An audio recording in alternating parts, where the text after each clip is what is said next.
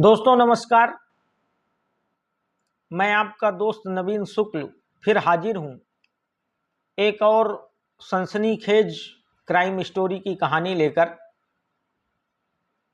मित्रों, आजकल रिश्तों को तार तार करने का जैसे फैशन सा चल गया है, एक होड़ सी मची हुई है। किसी भी रिश्ते में कोई विश्वास बचा ही नहीं है। वो पत्नी हो, पति हो, बेटा हो, बाप हो, माँ हो, किसी रिश्ते में कोई विश्वास नहीं बचा है। और ऐसे ऐसे कृत्य हो रहे हैं मित्रों, जिनसे पूरी मानवता शर्मसार हो जाती है। बेटे बेटियों को लेकर ही देख लीजिए मित्रों, लोग पहले माता पिता की सहमत से एक दूसरे के परिवारों में संबंध करते थे, एक दूसरे से संबंध करते थे, तो माँ बाप रिश्तेदार मिलकर जिससे संबंध तय करना होता था, उस परिवार के बारे में, उसकी अच्छाइयों बुराइयों के बारे में सब चीजें पता करके फिर अपने बच्चों का संबंध जोड़ते थे और वो रिश्ते आजीवन चलते थे। लेकिन आजकल कुछ बच्चे इतने सयाने हो गए हैं कि वो अपने बुजुर्गों को, माँ बाप को भी ऐसे अहम फैसलों में भी शामिल करना उचित नहीं समझते हैं और फिर सिर्फ अट्रैक्शन में ही हुए इन संबंधों को, जो सिर्फ अट्रैक्शन की वजह से जोड़ लेते हैं, उनका नतीजा बाद में सिर्फ मारकाट और बर्बादी ही निकलता है मित्रों। ऐसा ही एक मामला ग्वालियर से सामने आया है मित्रों, जहां एक पति ने अपनी पत्नी को बीच सड़क पर घसीटकर दिन दहाड़े सैकड़ों की लगी भीड़ के सामने गोलियों से भून डाला। कहते हैं कि इस घटना के पीछे प्यार और धोखे की लंबी कहानी है। चलिए दोस्तों, कहानी आप लोगों को विस्तार से बताता हूं। एक लड़की थी जिसका नाम था नंदिनी केवट। ये मित्रों उत्तर प्रदेश के झांसी की रहने वाली थी। नंदिनी बेहद महत्वाकांक्षी लड़की थी। इसकी पहली शादी लगभग 10 साल पहले दतिया लांच के ग्राम कैरोना धार निवासी गोटी राम केवट के साथ हुई थी। मित्रों, स्वाभाविक सी बात है कि कोई भी होगा तो उसके 2 4 6 यार मित्र दोस्त होते ही हैं। उसी तरीके गोटी राम केवट के भी 3 बहुत अजीज दोस्त थे। उनमें एक का नाम था छोटू केवट, दूसरा निमलेश सेन और तीसरा फिरोज खान। इन तीनों का गोटी राम के घर अक्सर आना जाना भी रहता था, क्योंकि मित्रता बहुत अच्छी थी। और जैसा मैंने पहले भी बताया कि नंदिनी बेहद महत्वाकांक्षी थी और इन्हीं सब चीजों के चलते नंदिनी ने अपने पति के तीनों दोस्तों से अवैध संबंध बना लिए, पूरी तरीके संबंध स्थापित कर लिए। अब स्वाभाविक सी बात है मित्रों कि अगर कोई औरत इतने संबंध, इतने लोगों से, इतने मर्दों से संबंध एक साथ रखेगी तो एक न एक दिन इसका खुलासा तो जरूर होगा। और जब खुलासा होगा तो फिर बवंडर भी उठेगा, टकराव होगा। तो वही हुआ मित्रों। इन्हीं सब मामलों के चलते नंदिनी ने सन 2017 में अपने चौथे प्रेमी के साथ मिलकर पति के जो मित्र बॉयफ्रेंड था इसका, निमलेश सेन, उसकी दतिया में नंदिनी ने हत्या कर दी। मित्रों, इस हत्याकांड में नंदिनी को दोषी पाया गया, गिरफ्तार कर लिया गया और जेल भेज दिया गया। नंदिनी इस मामले में 4 साल 6 महीने तक जेल में रही।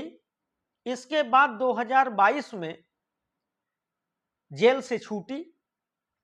अब जेल से छूटने के बाद मित्रों वहां दतिया में रहना तो इतना, झांसी में दतिया में रहना तो इतना आसान था नहीं, क्योंकि वहीं इसने मर्डर किया था। तो इसने प्लान बनाया कि अब ये किसी दूसरे शहर में जाके रहेगी और ये 2022 में ग्वालियर शिफ्ट हो गई।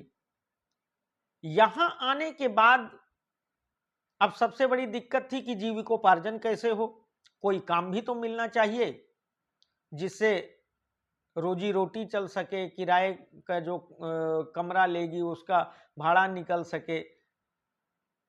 तो इन सब चीजों के चलते नंदिनी ने ग्वालियर में ही एक ब्यूटी पार्लर खोल लिया मित्रों। और इसी दौरान नंदिनी की मुलाकात एक ठेकेदार अरविंद परिहार नाम के शख्स से हुई। मुलाकात हुई, बातचीत हुई, पहचान हुई, मिलना जुलना शुरू हुआ मित्रों। और धीरे धीरे दोनों एक दूसरे के बेहद करीब आ गए और फिर सन 2023 में मुरार के आर्य समाज मंदिर में दोनों ने शादी कर ली। अब ये ठेकेदार अरविंद परिहार भी कोई बहुत अच्छा व्यक्ति नहीं था, दूध का धुला व्यक्ति नहीं था मित्रों। इसकी भी नंदिनी से तीसरी शादी थी। इसके पहले ये भी 2 शादियां कर चुका था और पूर्व पत्नियों से भी अरविंद को बच्चे हैं। हालांकि नंदिनी को भी पहली शादी से एक बच्चा है जो अपना दादा दादी के पास रहता है। अरविंद ने क्या किया मित्रों कि अपनी पूर्व पत्नियों से तलाक तो लिया ही नहीं और बिना तलाक लिए ही नंदिनी से शादी कर ली और बिना किसी जानकारी के लिव इन रिलेशन में अरविंद और नंदिनी दोनों ऑरेंज वुड सोसाइटी में किराए का फ्लैट लेकर 2-3 साल तक साथ रहते रहे। दोस्तों, मामला तो तब बिगड़ा जब नंदिनी ने कुछ दिन पहले ही पुलिस में शिकायत की कि अरविंद पहले से शादीशुदा है और उसने उससे धोखे से शादी की है। मित्रों, इसी बात को लेकर जब ये जानकारी नंदिनी को हुई तो इसी बात को लेकर इन दोनों के बीच में अक्सर झगड़ा होता रहता था और झगड़ा इतना बढ़ गया कि नंदिनी को एफआईआर दर्ज करने के लिए जाना पड़ा। और जब उसने इसका विरोध किया तो अरविंद परिहार और उसकी एक दोस्त पूजा परिहार ने नंदिनी पर हमला कर दिया और ये दोनों मिलकर, ये नंदिनी का आरोप है मित्रों कि पूजा और अरविंद ने मिलकर उसकी अश्लील वीडियो तस्वीरें भी सोशल मीडिया में वायरल करने की कोशिश की है। उसे धमकी देते हैं, उसे मारने का प्रयास करते हैं, जिसकी वजह से उसकी निजी जिंदगी नर्क बन गई है। मित्रों, यह रिपोर्ट लिखवाने के बाद अरविंद ने नंदिनी को खुलेआम मारने की कोशिश की थी। दरअसल एक दिन नंदिनी अपनी मां और बेटे के साथ पुलिस स्टेशन से लौट रही थी, तभी अरविंद ने अपनी कार से इन्हें कुचलने की कोशिश की। इस घटना में नंदिनी काफी चोटिल हो गई थी और उसके बेटे और मां को भी काफी चोट आई थी। और मित्रों, ये गाड़ी से कुचलने वाली घटना की शिकायत जब नंदिनी ने पुलिस से की तो अरविंद 3 महीने के लिए इस मामले में जेल भी गया था। खैर, जेल से छूटने के बाद अरविंद और नंदिनी में आपसी समझौता हो गया और नंदिनी ने कोर्ट में समझौते का एप्लीकेशन देकर वो केस खत्म कर दिया और दोनों फिर से ठीक ठाक रहने लगे, सामान्य तरीके से रहने लगे। लेकिन मित्रों, इनके बीच में अक्सर किसी न किसी बात को लेकर झगड़ा होता ही रहता था। इनका संबंध कभी भी शांतिपूर्ण तरीके से नहीं चला। नंदिनी ने अरविंद पर थाना सिरोल में 3 मामले और विश्वविद्यालय थाने में 1 मामला दर्ज करा रखा था। लेकिन समझौते के बाद सब ठीक ठाक चल रहा था, क्योंकि अरविंद जेल से वापस आया, उसने इसको मना लिया, समझौता हो गया दोनों में, सब ठीक ठाक चल रहा था। तभी मित्रों सितंबर का महीना आ गया 2025 का, इसी साल का, और अरविंद ने नंदिनी को लेकर फिर से सोशल मीडिया पर उल्टा सीधा पोस्ट करना शुरू कर दिया। इसके बाद नंदिनी मित्रों बीते मंगलवार को इस चीज की शिकायत लेकर पुलिस प्रशासन में गई थी और इसके बाद वो शुक्रवार को अपने दो दोस्तों अंकुश पाठक और कल्लू पांचाल के साथ अरविंद की शिकायत करने ग्वालियर साइबर सेल पहुंची थी। शिकायत दर्ज करवाकर नंदिनी, अंकुश और कल्लू रिक्शे से स्टेशन की तरफ वापस आ रहे थे और इन्हीं के रिक्शे के पीछे दूसरे रिक्शे में अरविंद इन लोगों का पीछा कर रहा था। और फिर अचानक कैप्टन रूप सिंह स्टेडियम के पास अरविंद ने नंदिनी का रिक्शा बीच रास्ते में रुकवाकर नंदिनी को रिक्शे से बाहर घसीट लिया। और मित्रों, कुछ बातचीत के बाद तुरंत अरविंद ने एक 315 बोर का तमंचा निकालकर सीधे नंदिनी पर तान दिया। मित्रों, यह देखकर अंकुश पाठक और कल्लू पांचाल दोनों डर गए और वहां से फरार हो गए। फिर अचानक अरविंद ने नंदिनी पर एक के बाद एक 5 गोलियां दाग दी मित्रों, जिनमें से 4 गोलियां नंदिनी को लगी और एक गोली सड़क पर जाकर धंस गई। नंदिनी वहां मौके पर गिर गई मित्रों, तड़पने लगी, वो तो अंतिम सांसें गिनने लगी वहां। लेकिन आप एक ताजुब देखिए कि अरविंद वहां से भगा नहीं। 5 गोलियां चलाने के बाद नंदिनी बीच रोड में गिरकर तड़प रही है, अंतिम सांसें ले रही हैं, लेकिन अरविंद वहां से भग नहीं रहा। सैकड़ों की भीड़ इकट्ठा हो गई मित्रों। जैसे कोई उसकी तरफ बढ़ता, चूंकि उसने कट्टा ले रखा था और लोगों की तरफ जैसे कट्टा तानता, भीड़ पीछे हट जाती। किसी की हिम्मत नहीं हो रही थी कट्टे की वजह से कि उसे काबू करे। और इसके बाद मित्रों, अरविंद नंदिनी के पास बैठ गया और उसने अपनी ही आईडी से फेसबुक में एक लाइव सेशन चालू किया। और उस लाइव सेशन में मित्रों अरविंद ने कहा कि भाइयों, ये मेरी पत्नी है, इसने अपने बॉयफ्रेंड अंकुश पाठक और कल्लू के कहने पर मुझ पर झूठा केस लगाया था और ये दोनों अभी अभी इसके साथ थे, लेकिन अभी भाग गए हैं। इसने मेरे 3 एम्बुलेंसेस गाड़ियों को भी अपने नाम करा लिया है और अब ये मेरे घर को भी अपने नाम कराना चाहती है। पास आ जाओ भाइयों, तुमसे मेरी कोई दुश्मनी नहीं है, मेरी पत्नी की करतूतें सुन लो। इस तरह अरविंद फेसबुक लाइव पर 1 मिनट 34 सेकंड तक अपनी सफाई देता रहा, वह भी घायल अपनी पत्नी नंदिनी के पास बैठकर। यह नाटक सरे राह काफी देर चलता रहा मित्रों। अरविंद कट्टा लिए एक दीवार की आड़ में बैठा था, कभी राहगीरों पर कट्टा तान देता, कभी पुलिस पर, और किसी की हिम्मत नहीं हो रही थी मित्रों। उसने पुलिस को भी बहुत छकाया, इसे काबू करने में पुलिस को बड़ी मशक्कत करनी पड़ी, आंसू गैस के गोले छोड़ने पड़े।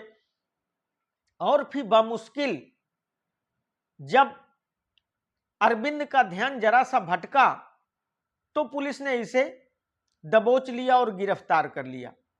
इधर मित्रों नंदिनी को अस्पताल ले जाया गया, जहां डॉक्टरों ने उसे मृत घोषित कर दिया। अरविंद को गिरफ्तार कर लिया गया मित्रों, कोर्ट में पेश किया गया। कोर्ट ने उसे 2 दिन की न्यायिक हिरासत में भेज दिया। दोनों ने एक दूसरे पर आरोप लगाए, ना ये दूध का धुला था, ना वो नंदिनी दूध की धुली थी मित्रों। उसका तो पहले से ही आपराधिक इतिहास रहा है। उसने शादी की, उसके बाद 4 बॉयफ्रेंड बनाए, फिर अपने ही एक बॉयफ्रेंड की हत्या कर दी और फिर ग्वालियर आकर अंकुश पाठक और कल्लू पांचाल को ढूंढ लिया, जो हर जगह इसकी मदद कर रहे थे। और यहीं आकर उसने अरविंद परिहार को फंसाया। अरविंद परिहार भी उसी तरीके का व्यक्ति था। घर में 2-2 शादियां थी, सब कुछ था, उसके बाद भी उसने तीसरी एक इस तरीके की औरत से संबंध बनाए, उससे शादी की, उसके साथ लिविंग रिलेशन में रहता रहा। तो मित्रों, दूध के धुले तो दोनों नहीं थे। दोनों आरोप लगाते हैं। अरविंद कहता है कि वो मेरी पूरी प्रॉपर्टी हड़पना चाहती थी अपने बॉयफ्रेंडों के साथ मिलकर, और शायद इसी बात से आज ही जाकर अरविंद ने सरेआम उसे गोली मार दी। मित्रों, एक बात तय है, गलत संबंधों का नतीजा गलत ही निकलता है। अगर व्यक्ति ने किसी के साथ गलत कर रखा है तो फिर उसके साथ भी एक न एक दिन गलत होना ही है, यह तय है मित्रों। इसीलिए मैं बार बार कहता हूं कि जब भी कोई जिंदगी को लेकर अहम फैसला करना हो तो अपने बुजुर्गों को, मां बाप को उसमें शामिल अवश्य करें मित्रों, क्योंकि उन्हें अनुभव है, उन्हें पता है कौन सा रिश्ता कितने दिन कैसे चल पाएगा, व्यक्ति किसके साथ अच्छे से जिंदगी गुजार पाएगा। लेकिन यहां तो लोग सिर्फ अपनी मर्जी चलाते हैं, अपने तरीके के काम करते हैं, और फिर देखिए मित्रों, उसका अंत यही होता है। नंदिनी की भी मौत हो गई, उसको मार दिया गया, और अरविंद परिहार भी जेल चला गया, उसकी भी जिंदगी बर्बाद हो गई। तो मित्रों, आज का जो ये दौर है, ये बेहद निंदनीय कृत्य जो हो रहे हैं, ये सब बेहद डरावना है मित्रों। इससे ग्वालियर ही नहीं, पूरा देश सदमे में है मित्रों। इस तरीके की घटनाएं हमारे समाज को क्या दिशा देंगी, हमारे बच्चों को क्या दिशा देंगी, इस बारे में हम सबको, शासन को, प्रशासन को, जिम्मेदार लोगों को, बुद्धिजीवियों को, सबको इस दिशा में सोचना पड़ेगा मित्रों। यह कहानी सुनाने का उद्देश्य सिर्फ इतना था मित्रों कि आप सब लोग भी अवेयर रहें, सचेत रहें। यह कहानी मैंने आप सब लोगों के बीच में रखी मित्रों। अगर ये मेरा प्रयास आप सबको अच्छा लगे तो मेरे चैनल को शेयर और सब्सक्राइब करके मुझे हौसला जरूर दे दीजिएगा। बहुत बहुत धन्यवाद। नमस्कार।